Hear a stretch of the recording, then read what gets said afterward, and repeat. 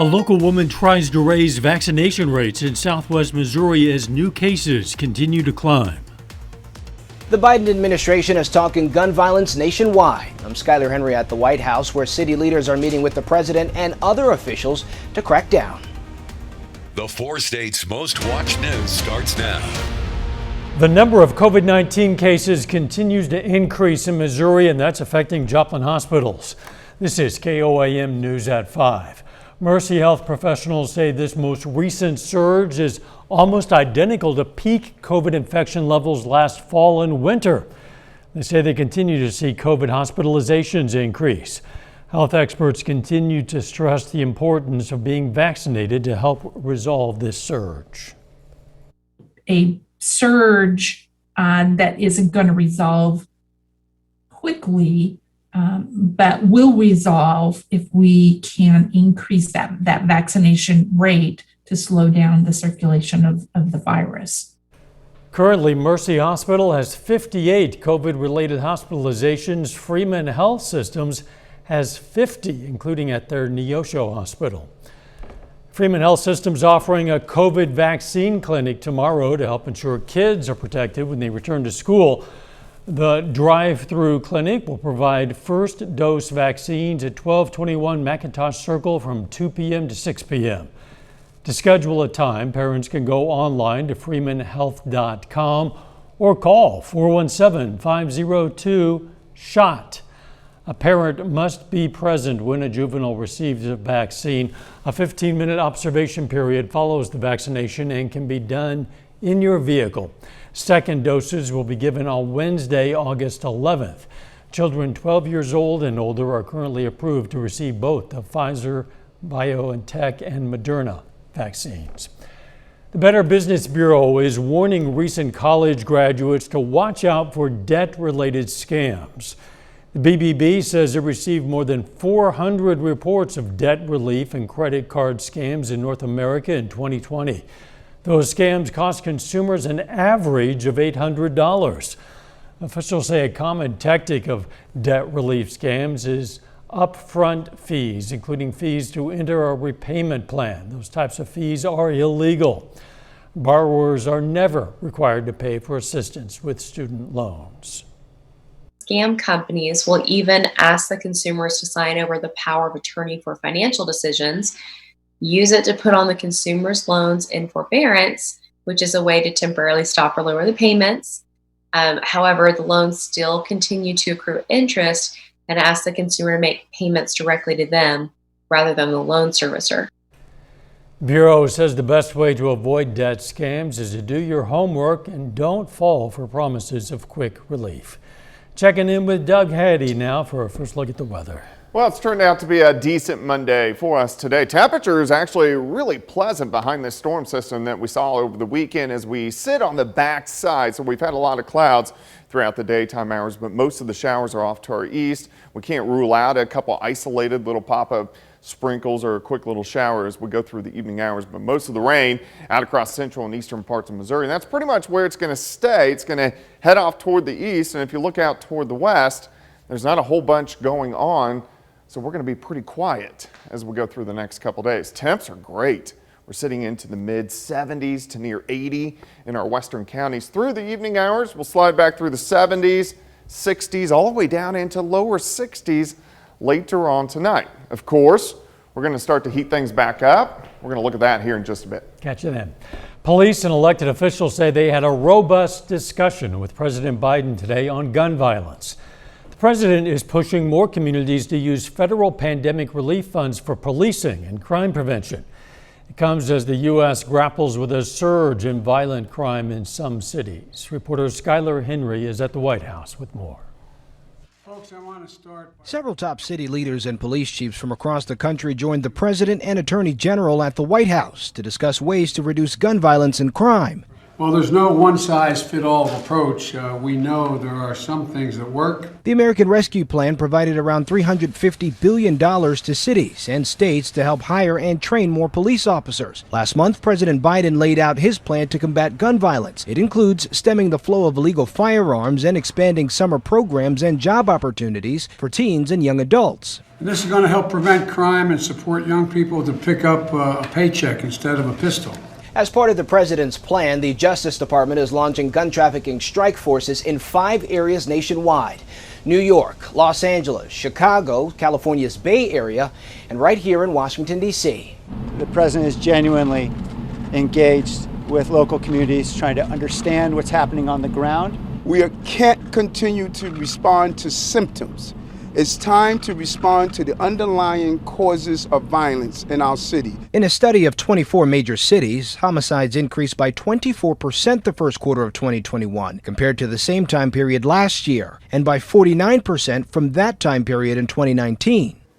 The president has also called on Congress to pass gun violence legislation after high-profile mass shootings earlier this year at a Boulder, Colorado supermarket and 3 Atlanta area spas. Skyler Henry, CBS News, the White House. Back in March, the Democrat-controlled House passed a bill requiring background checks for private gun transfers between private parties, but the evenly divided Senate has not yet taken that up. The first of the so-called space billionaires rocketed 53 miles above Earth yesterday in a historic moment for commercial space travel. Sir Richard Branson rode on a Virgin Galactic suborbital test flight. Branson says a closed waiting list of more than 600 people have prepaid $250,000 apiece for a ride. Branson hopes to be flying his first paying customers sometime next year. French President Emmanuel Macron today ordered all French healthcare workers to get a COVID-19 vaccine by September 15th. In a televised address, Macron also mandated special COVID-19 passes for anyone who wants to go to a restaurant, shopping mall, or several other public places. To get a pass, people must be fully vaccinated, have a fresh negative virus test, or have proof they recently recovered from the virus. Still ahead, how technology being used in some manicures is making it easier for people with long nails to use their phones. And next in Health Watch, a new report from the American Academy of Pediatrics looks at the latest research on drowning prevention and recommends safety measures.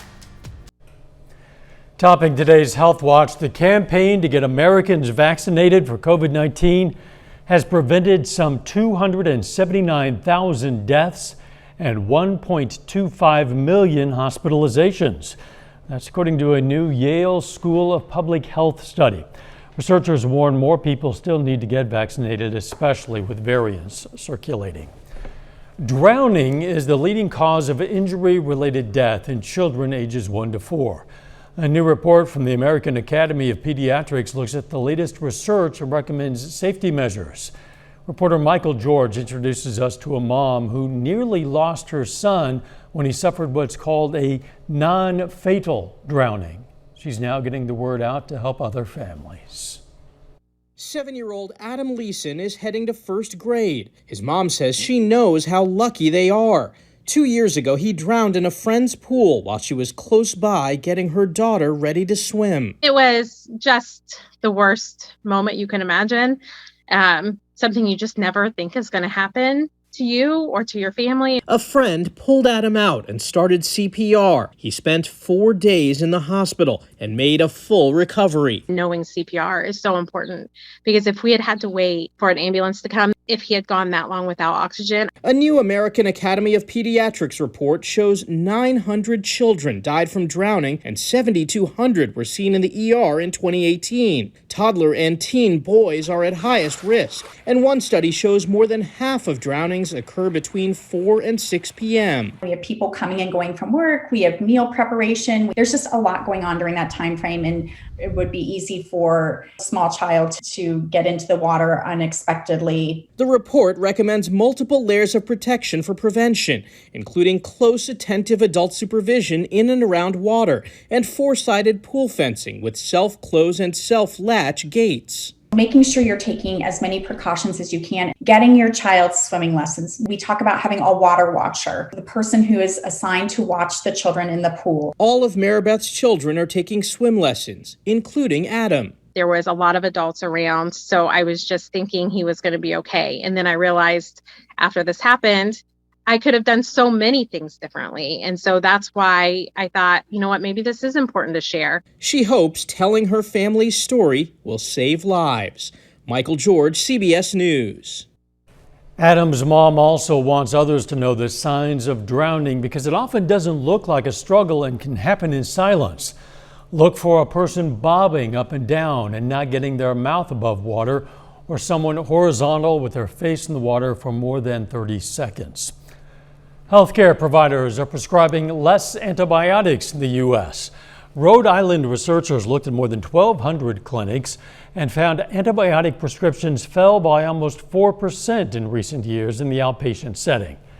Researchers say the threat of antibiotic resistance is increasing, so more needs to be done to prevent overprescribing. And that is a look at today's health news. A little bit later, the Federal Reserve gives an early look at its assessment of the nation's economic recovery. Plus, pretty nice temperatures for us today, but we are going to start to heat back up. We're going to look at that coming up next.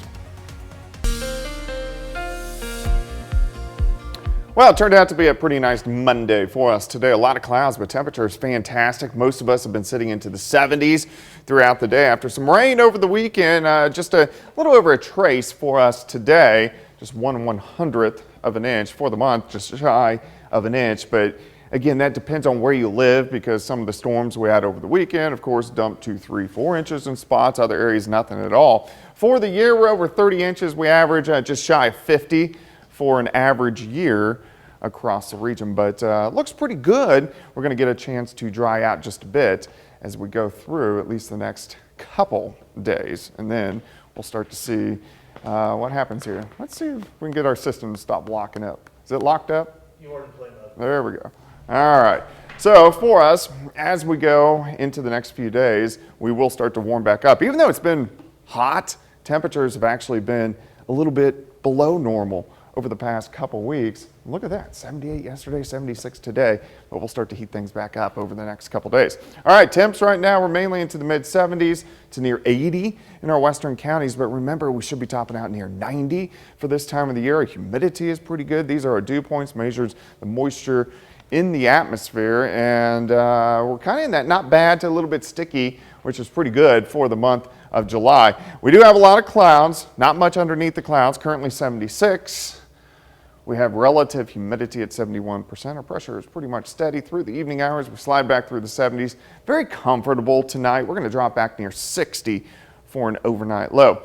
All right, outside, we've had some random little light showers, a couple little sprinkles. Most of these have been across central parts of Missouri, and this is where most of them are going to stay.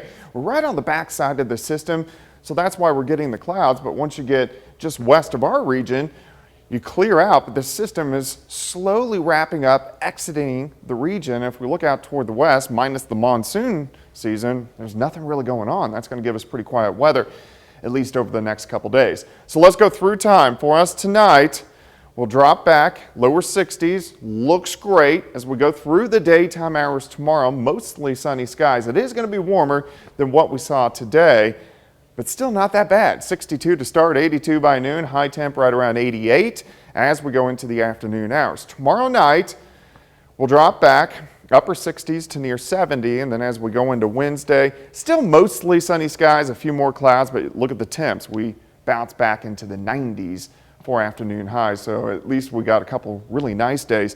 Heat indices not bad for us tomorrow. It's going to feel upper 80s to near 90, but our heat indices will start to go back up, at least into the mid 90s by the time we head into Wednesday. As we go down the road, we'll start to see some changes by the time we head late this week. Chances for some showers and thunderstorms, which will roll into the forecast by late Thursday and into Friday. But until then, we look pretty good. 88 tomorrow, 92 on Wednesday, and then we kind of hold near 90 into the weekend. Better chances for at least scattered thunderstorms moving in on Friday, Saturday, also into Sunday. Hot, but tolerable. Yeah, not too bad, really. Thanks, Doug. Wildfires are burning in the west, intensifying because of very high heat hitting that region. The Beckworth Complex fire is now the largest wildfire of the year in California. It's burning at least 20 homes in the northern part of the state. California is asking residents to conserve electricity today because the power grid is under pressure. Fires are also charring land in Washington state and in Oregon. Coming up, using microchips to make using a phone easier after a manicure. First, though, we honor a local veteran. Roy Tyree Sr. served in the U.S. Army in 1970 and 71. The Scammon, Kansas native was stationed in Vietnam, and we salute Specialist Roy Tyree Sr., a four-state hero. Topping Consumer Watch, the Federal Reserve gave a preview of its assessment of the U.S. economy ahead of a semi-annual testimony on Capitol Hill this week. The central bank says vaccination progress has helped to reopen the economy, but lingering effects of the pandemic continue to weigh on growth, with employment still lagging pre-pandemic levels. The Fed reiterated a previous pledge to keep interest rates ultra low until the labor market improves. The new child tax credit will start hitting bank accounts this week. Eligible parents will receive monthly payments for each child starting Thursday.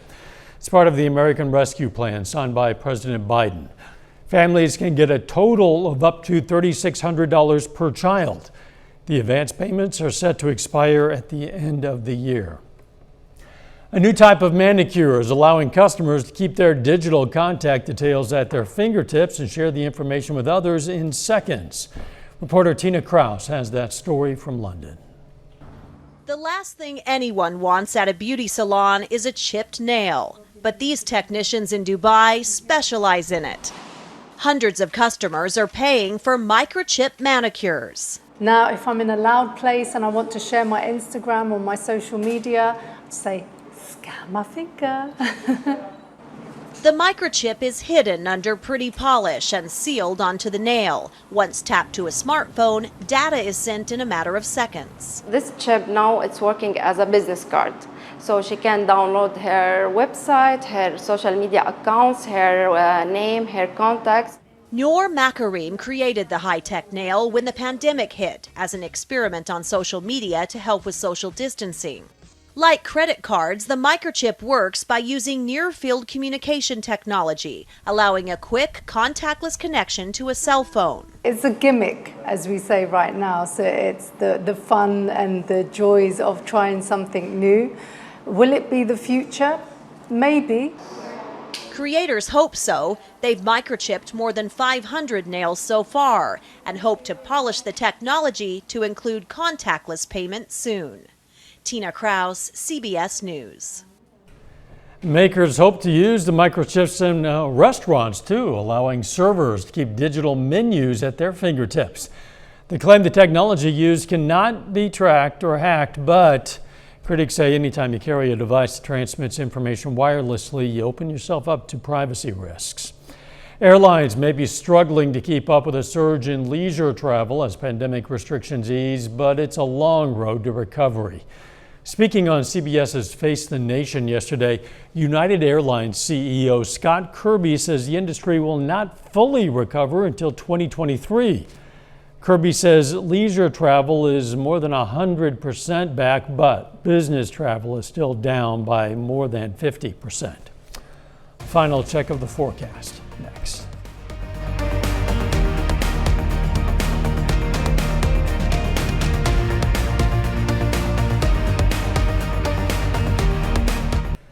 The CBS Evening News is next. Then on KOAM News at 6, we're going to hear more about a local woman's efforts to increase vaccination rates in Southwest Missouri. Plus, the Oklahoma State Board of Education votes on a proposed ban on teaching critical race theory in schools. And Vernon County, Missouri authorities arrest a suspect in a shooting that happened last week. Stay with us for the CBS Evening News and then KOAM News at 6. Doug Hetty, the weather not too bad for mid-July. Yeah, it looks great through the evening hours. We're going to be sitting into the 70s, eventually dropping back into lower 60s later on tonight. The heat returns tomorrow, but the humidity is not going to be that bad. 88 and then 92 by Wednesday, up to 91 on Thursday. Also late this week, we'll start to see chances for scattered showers and thunderstorms returning in the forecast. Thanks for joining us. The CBS Evening News is next. And of course, we're going to be right back here for KOAM News at 6. See you then. Let's make it a great evening.